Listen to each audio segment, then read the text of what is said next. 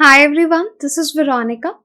आज का टॉपिक हमारा डिस्कशन का है इंडिया की सोलर कैपेसिटी पे कि क्या माइलस्टोन्स अभी तक हमने अचीव किए हैं और क्या चैलेंजेस जो है जो सोलर एनर्जी को इंस्टॉल करने के लिए हम लोग देख रहे हैं। डिटेल में इसके बारे में डिस्कस करेंगे। आपकी कोई भी क्वेरी हो आप मुझसे कनेक्ट कर सकते हैं सोशल मीडिया पे, चाहे फेसबुक, इंस्टाग्राम या टेलीग्राम पे। पीडीएफ जो है वो आपको सिर्फ और सिर्फ मेरे टेलीग्राम चैनल पे ही मिलेगा। बाकी अगर आप हमारा कोई भी कोर्स खरीदना चाहते हैं तो आप डिस्काउंट कोड VERO33 यूज़ कर सकते हैं। 33% ऑफ चलेगा, मिलेगा आपको इस पे। Now coming back to a topic, अब आपको वैसे ही पता है कि क्लाइमेट चेंज को टैकल करने के लिए हमको रिन्यूएबल एनर्जी के बहुत ज़्यादा ज़रूरत है। वर्ल्ड वाइड ये बात हो रही है कि हम फॉसिल फ्यूल्स पे अपना डिपेंडेंस जो है उसको कम करें। ये कैसे होगा? अगर हम रिन्यूएबल एनर्जी की तरफ शिफ्ट होंगे। तो इसको लेकर इंडिया ने बहुत सारी कमिटमेंट्स भी की हैं, कुछ माइलस्टोन्स भी हमने अचीव किए हैं और कुछ चैलेंजेस भी फेस कर रही है ये इंडस्ट्री कि प्रॉब्लम कहाँ आ रही है, किस तरह से ग्रोथ होनी चाहिए। तो ये टॉपिक आपके मेंस के हिसाब से बहुत ज़्यादा इम्पॉर्टेंट है, या फिर एसए के लिए अगर रिन्यूएबल एनर्जी या एनर्जी सेक्टर पे कोई क्वेश्चन आता है उसके लिए। अब इंडिया ने, अगर आप देखेंगे, 10 गीगावाट, GW जहाँ पे भी लिखा होगा दैट मीन्स गीगावाट में हम बात कर रहे हैं। इंडिया ने रिकॉर्ड 10 गीगावाट सोलर एनर्जी जो है अपनी जो हमारी टोटल क्यूमुलेटिव इंस्टॉल्ड कैपेसिटी है 2021 में, हमने वो ऐड की। तो ये काफ़ी ज़्यादा है। जितना हमने पहले काम किया है उसमें एक रिकॉर्ड है कि 10 गीगावाट हमने ऐड किया 2021 में। क्यूमुलेटिव इंस्टॉल्ड कैपेसिटी का मतलब है कि जितनी भी सोलर एनर्जी, चाहे हम ग्राउंड माउंटेड स्ट्रक्चर्स बना रहे हैं, रैकिंग स्ट्रक्चर्स बना रहे हैं या रूफ टॉप इंस्टॉल कर रहे हैं, सब मिलाकर 10 गीगावाट जो सोलर एनर्जी है वो हमने ऐड की है। तो 12 महीने के काम में ये जो कैपेसिटी है ये हाईएस्ट है आज तक जो हमने अचीव की है। तो इसको ऑलमोस्ट माना जा रहा है कि 200% ईयर ऑन ईयर ग्रोथ हमारी सोलर एनर्जी को लेकर हो रही है। अब इंडिया ने टोटल क्या माइलस्टोन अचीव कर लिया इसमें? 50 gigawatt cumulative installed solar capacity जो है वो हमने इंस्टॉल कर ली है, 50 गीगावाट। ये डेटा कंफर्म होता है 28 फेब 2022 तक, ओके, कि हमने 50 गीगावाट जो है वो माइलस्टोन अचीव कर लिया है। So this is the one thing. आप इसके बारे में प्रिंट मीडिया में भी पढ़ सकते हैं कि काफ़ी आर्टिकल्स मिलेंगे कि हम 50 गीगावाट माइलस्टोन हमने फरवरी में अचीव कर लिया 2022 में। अब ये जो माइलस्टोन है, देखिए ये शुरू कहाँ से होता है। इंडिया ने कमिट किया है कि हम 500 गीगावाट रिन्यूएबल एनर्जी जो है 2030 तक इंस्टॉल करेंगे।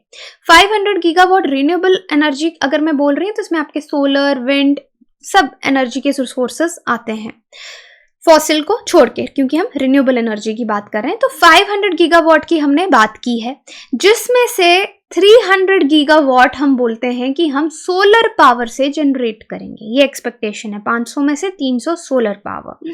और इंडिया का जो कैपेसिटी है, जो रैंक है, हम 5th नंबर पे आते हैं सोलर पावर डिप्लॉयमेंट पे।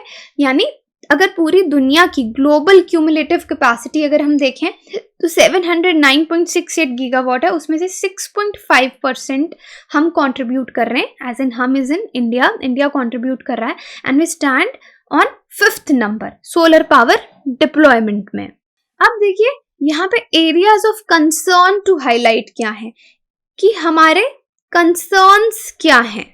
सब चैलेंजेस बहुत अच्छे से जा रहे हैं, माइलस्टोन्स हम अचीव कर रहे हैं, लेकिन अब कुछ कंसर्न है। अब हम वो डिस्कस करेंगे, इसको समझने की कोशिश कीजिएगा। पहला कि 50 गीगावाट इंस्टॉल्ड सोलर कैपेसिटी, ये माइलस्टोन हमने अचीव किया, लेकिन यहाँ पे 50 में से 42 गीगावाट जो है वो आपके ground mounted solar photovoltaic systems आ रहे हैं।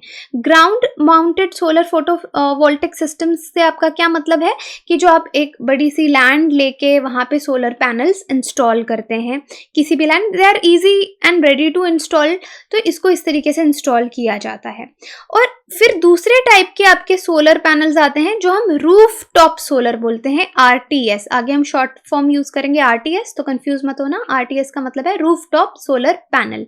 रूफ टॉप सोलर जो है वो 6.48 गीगावाट है, यानी 42 गीगावाट आपका इससे आ रहा है जो आपने ग्राउंड माउंट सोलर यूज़ किया है, सिस्टम्स यूज़ किए हैं, और 6.48 आ रहा है आपका आरटीएस से, और 1.48 गीगावाट आ रहा है आपका ऑफ ग्रिड जो भी आपके सोलर फोटोवोल्टिक्स हैं वहाँ से। अब देखिए यहाँ पे हम चाहते हैं कि एंड यूज़र को, जिसने सोलर पावर यूज़ करनी है, उसको आसानी हो, उसके लिए इजी रहे। उसके लिए आरटीएस को बहुत अच्छा माना जाता है ना। किसी के छत पे रूफटॉप ही आपने सोलर सिस्टम इंस्टॉल कर दिया तो उसमें क्या होगा, ट्रांसमिशन और डिस्ट्रीब्यूशन में प्रॉब्लम नहीं आएगी। आपको पता है कि अभी भी जैसे हमारे फॉसिल फ्यूल जो इलेक्ट्रिसिटी हमारे घर पे आती है, हमारे ट्रांसमिशन सेंटर्स होते हैं, ट्रांसफार्मर्स होते हैं, फिर जो आपकी डिस्कॉम्स होती हैं, डिस्ट्रीब्यूशन कंपनीज होती हैं, उनके थ्रू आपके घर में बिजली पहुंचती है।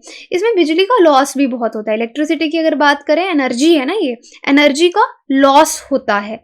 तो एनर्जी लॉस रोकने के लिए आरटीएस सिस्टम सही माना जाता है।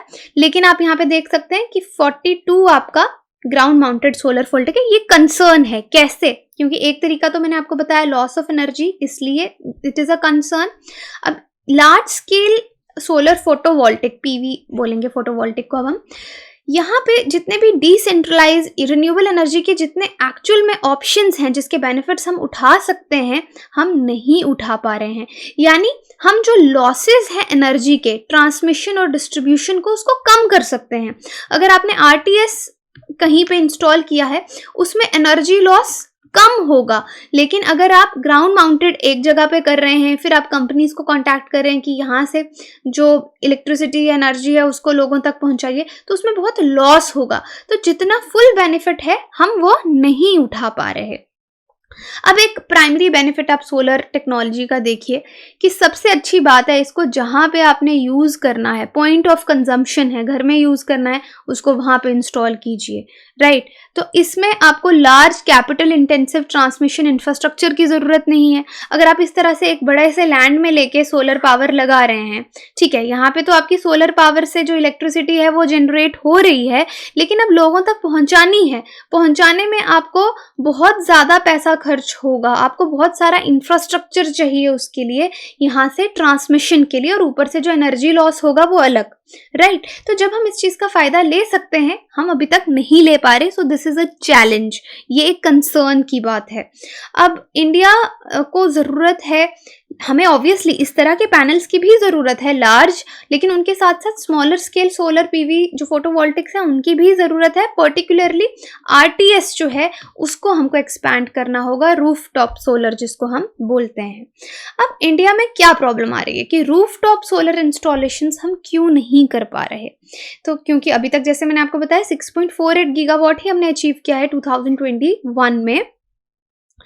प्रॉब्लम है फाइनेंसिंग की, पैसे की, क्योंकि इसमें लिमिटेड फाइनेंसिंग है। अगर कोई रेजिडेंशियल कंज्यूमर है या स्मॉल या मीडियम एंटरप्राइजेज हैं जो अपने घर पे या अपनी जो छोटी सी कंपनी है, एंटरप्राइज है, वहाँ पे आरटीएस इंस्टॉल करना चाहते हैं, तो उनको कोई फाइनेंसिंग नहीं कर रहा प्रॉपरली, राइट। तो यहाँ पे पैसे की प्रॉब्लम आ रही है, इस वजह से ये वाले सिस्टम्स इंस्टॉल नहीं हो रहे। बड़े बड़े लोन्स देने के लिए, फाइनेंसिंग करने के लिए रेडी हैं लोग, जहाँ पे ग्राउंड माउंटेड बड़े बड़े स्ट्रक्चर्स, इंफ्रास्ट्रक्चर्स बिठाए जा रहे हैं, लेकिन ये जो स्मॉल इंटरप्राइजेस को या रेजिडेंशियल कंज्यूमर्स को जो चाहिए, उसके लिए बहुत ही लिमिटेड फाइनेंसिंग अवेलेबल है। और एक फैक्टर ये है कि हम आरटीएस इंस्टॉल नहीं कर पा रहे। दूसरा फैक्टर है कि जो इलेक्ट्रिसिटी डिस्ट्रीब्यूशन कंपनीज हैं उनकी तरफ से भी जो सपोर्ट का रिस्पॉन्स है वो ज़्यादा नहीं आ रहा कि किस तरह से मीटरिंग होगी। तो इसलिए आरटीएस का जो अपटेक है वो हमारे देश में बहुत कम है। अब चैलेंजेस क्या हैं? अभी तक हमने कंसर्न्स की बात की कि पहले हमने आपको बताया कि हमने क्या माइलस्टोन्स जो हैं वो अचीव किए। दूसरे नंबर पे हमने डिस्कस किया कि हमारे कंसर्न क्या हैं।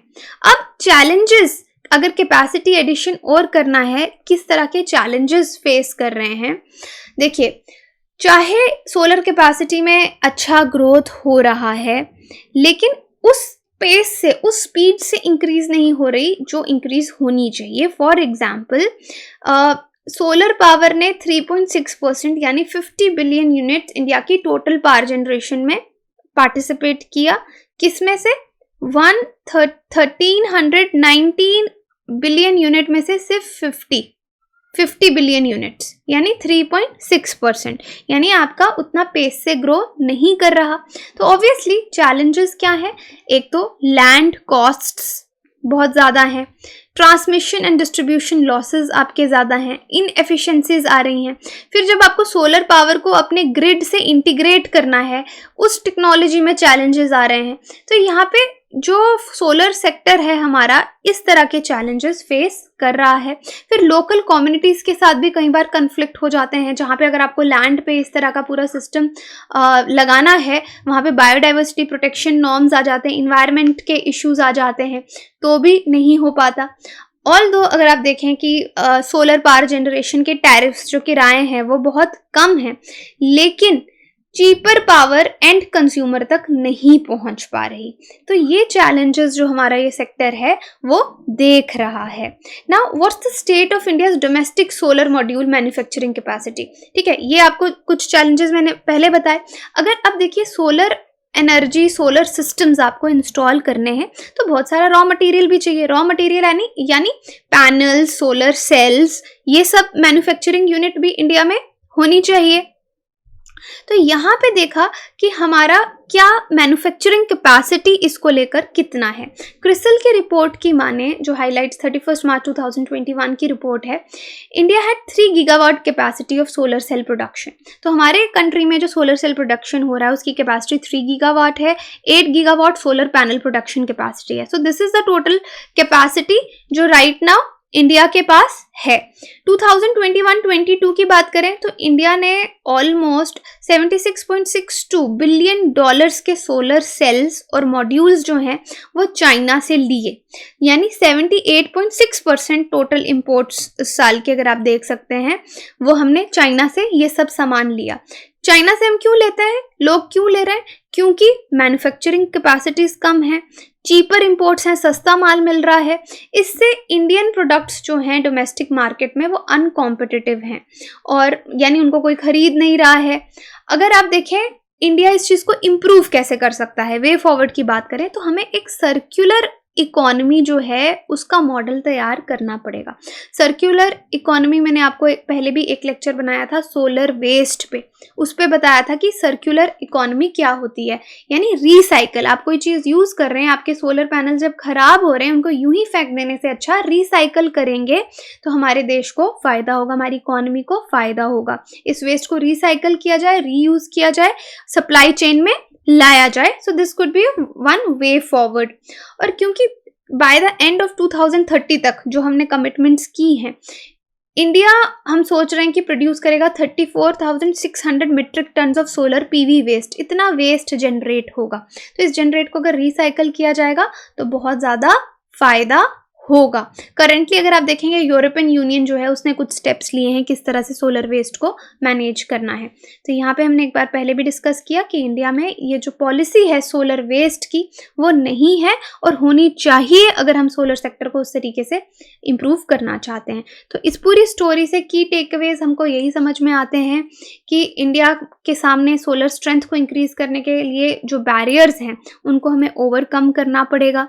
जिस तरह से ISA बन रखा है, इंटरनेशनल सोलर अलायंस, जिसको इंडिया और फ्रांस ने COP21 2015 में इस्टेब्लिश किया था, ये एक बहुत बड़ा प्लेटफॉर्म है हमारे पास में जहाँ पे हम अलग अलग देशों को साथ में ला सकते हैं, कोलैबोरेशंस सोलर एनर्जी पे इंक्रीज कर सकते हैं, इन्वेस्टमेंट्स ले सकते हैं, कैपेसिटी बिल्डिंग इंक्रीज कर सकते हैं, प्रोग्राम सपोर्ट हो गया, एनालिटिक्स हो गए सोलर एनर्जी के। इस प्लेटफॉर्म को, इन शॉर्ट हमें ISA को, ये इस तरह का जो प्लेटफॉर्म है उसको यूज़ करना चाहिए हमारे देश के बेनिफिट के लिए सोलर सेक्टर में, रिन्यूएबल एनर्जी सेक्टर में। और वे फॉरवर्ड में आप लोग बता सकते हैं गवर्नमेंट, बैंक्स, इनको भी नए फाइनेंशियल मैकेनिज्म्स निकालने पड़ेंगे कि किस तरह से RTS को भी हम इंक्रीज कर सकते हैं, लोगों को इन्वेस्टमेंट्स दे सकते हैं, प्रोजेक्ट्स लगा सकते हैं, स्मॉल मीडियम एंटरप्राइजेस को कैसे हम देश में सपोर्ट कर सकते हैं, रूफ स्पेसेस। तो मेन बात यहाँ पे RTS इंस्टॉलेशंस की है कि RTS इंस्टॉलेशंस अगर इंक्रीज होंगी तो हमारा सोलर एनर्जी में जो हम इंक्रीज चाहते हैं वो भी इंक्रीज होगा, एंड यूज़र को भी एक चीपर प्रोडक्ट मिलेगा, फॉसिल फ्यूल्स पे भी हमारी डिपेंडेंसी जो है वो कम होगी और हमारे कमिटमेंट्स हम पूरे कर पाएंगे। आई होप ये टॉपिक आपको समझ आया होगा। क्वेश्चन आपके लिए, absorption of solar radiations at earth surface occur due to presence of ozone, water vapours carbon dioxide, all of the above? आप मुझे कमेंट सेक्शन में बता सकते हैं या फिर टेलीग्राम पे पोल में पार्टिसिपेट करके आंसर जान सकते हैं। बाकी आप वेबसाइट विजिट कीजिए, एप्लीकेशन डाउनलोड कीजिए कोर्सेज़ की जानकारी के लिए। कोर्सेज़ ईएमआई पे भी अवेलेबल हैं। Thank you so much.